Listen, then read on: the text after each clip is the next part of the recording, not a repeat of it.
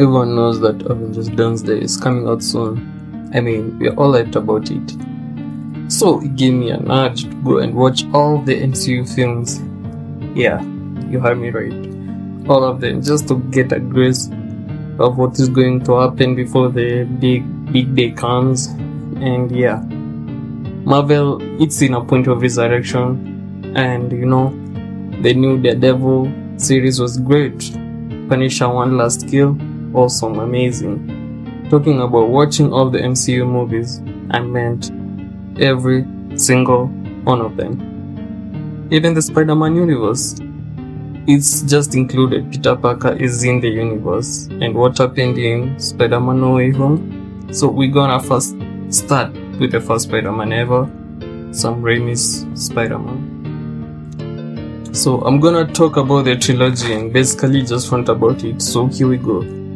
Spider-Man 2002. This shit got me on a wild nostalgia run. To this day! First of all, Tobey's acting, I'm not a hater, but it wasn't it.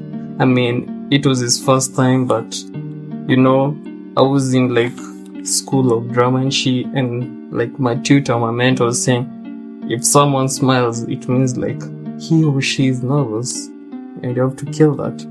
It shows that you're not ready. So Tobey smiling every film, every second in the first Spider-Man. He was just smiling that I see this boy is nervous as shit. When Flash tripped him out, and then you saw MJ, and MJ, fuck, we're gonna get far. So Mary Jane was just there for the plot. She was pretty, by the way. Harry scenes were lame. His character wasn't developed that much, and same case to Osborn's character. It felt like it wasn't explored that much, and the nostalgia was a bit in this one. We get to see how Tobey got his first power, and yeah, it made way too many superheroes films that we know today, and we get to see Uncle Ben's death, all the basic stuff. And this plot, it derives on revenge and shit. Peter wanted to kill the person who killed Dr. Ben, which wasn't a good idea. We'll talk about that later. The rise of Green Goblin, boring as villain, by the way.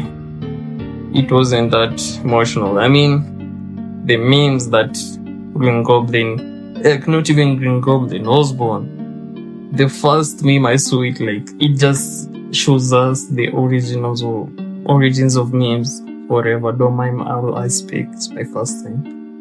The one which it says, yo can't do me like this. You know how much I sacrificed to build this? Everyone knows that pain. I get to say it firsthand. Pretty epic though. And one major problem I have for the first one is the shitty CGS. The CGS were trash, horrible, dog shit, poop, I tell you. There's this scene where Green Goblin threw his ball bombs, and these people, I think they're the, managers or something. It blew them up, yes, but they turned it to skeleton. No skeleton. Skeletons, no ordinary skeletons that shit were, how can I say it? Mannequin skeletons, bro. It looks like a Comic Con function type of bullshit, bro. Costumes, bro. What is this? Am I looking at? Yeah, it was bad. The CGI the way Green Goblin was flying with his glider wasn't the best. That was the major issue I had of that film. And the first part is not interesting, but it built up to be better. J. Jameson, bro. He was this up there. He killed it. Every meme, they're laughing. I don't know if it's the first Spider-Man, the second one where he loves and says, "Are you serious?" I get to experience that firsthand too. Pretty dope. Yeah, J. Jensen was the best part of this film.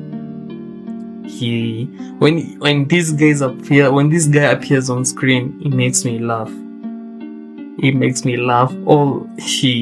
His scenes were genuinely the best. His jokes, there's no way you cannot laugh when it comes to screen. We get to see Spider-Man like Peter, Tobey Maguire's Peter's organic web. And I don't know, another thing they skipped. How the hell did they skip Peter making the suit? I don't know. And it was just say like budget, the Amazing Spider-Man did it. Tom Holland even did it. This guy like got from drawing suits to having one. He just drew something and then the next shot we see him having one. That was a bummer. The end play was interesting though. And how Green Goblin never changed as a character. The point of this like trilogy is how villains change in the end. Like in Spider-Man 2, how Dr. Octavius killed himself because his invention was literally the end of the world. Sandman had guilt. You know, it wasn't like supposed to be a villain. It just happened. And Harry, the best character switch ever. He was a villain. And if you know this, I'm talking about Spider-Man 3, which I'm gonna get to it later. But this motherfucker Osborn never changes. He tried to tell Peter, "Oh, it's not me." He's tried to guilt trip him, telling him, "No, it's not me. It's the demon, whatever, goblin." And Peter almost fell for that, only for him to bait him, almost costing Peter's life. What the fuck was that? And another thing I'm gonna give it is like how Peter's suit gets torn. Yeah, that's I haven't gotten to see that shit in many Spider-Man movies, and how his suits are torn. It just add to the realism. So fuck it, let's go to the pros. The pros of the first film is the nostalgia and the setting for the first ever Spider-Man film. The setting making up a way to many Spider-Man projects. Uncle Ben's scene was very recognizable and memorable. The Thanksgiving tension, the best part of the film. Well, like Green Goblin discovers that Peter is Spider-Man, and then what happens? Harry like he likes MJ, but also Peter likes MJ. MJ doesn't know who she likes, this motherfucking hoe. And then there's the scene where his father tells it tells Harry, "Don't, females are the same, they are bullshit, they are hoes."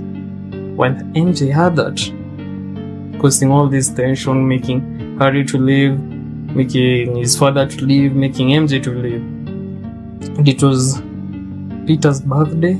Yeah, and there was this scene where Peter was almost caught bleeding by Harry or by Osborn. Yeah. And then Mary Jane is hot. Yeah, she's fucking hot. Turnout suit, the best. That was on the pros. And then the memes that originate. Kablow, kaboom. Rest in peace, my granny. She got hit by a bazooka. Yeah. That's how you know I had to watch it. The cons though. Mida's plot. The plot was fucking predictable. Shitty as CGIs. I'm not gonna even talk about it again. I'll just show you in the screen. Character development wasn't that much. We got Peter from looking like a nerd to an absolute badass in 1 second. It doesn't show development. Boring ass villain. Removal of certain characters like Flash just disappeared. Flash got removed out of the face of the earth until Spider-Man 3. We never get to see him again. The setting, the fights were horrible. Looked like baby shit. Lesson was perfect, marvelous, I liked it. The acting was bad. Weird physics, yeah. The Spider-Man shooting, like, it was shit, it was poop. Mary Jane is underwritten. She just cries to get saved. This was the worst part. Every scene Mary Jane gets kidnapped. She gets kidnapped by these muggers. Well, like Spider-Man kisses him in the end.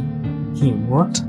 Well, like Spider-Man kisses her in the end, and then like Green Goblin saves her, takes her, trying to like make her a victim. Spider-Man comes there. She just screams. Yeah.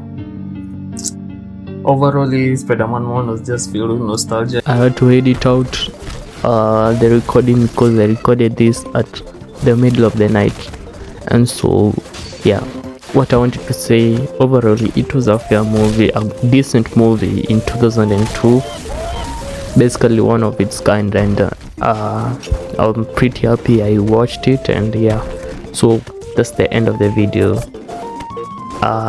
The next video I'm going to record Spider-Man 2 and 3 all together. So if you like this video, mind subscribing. It's my first video and I'm hyped about it, and don't forget to subscribe.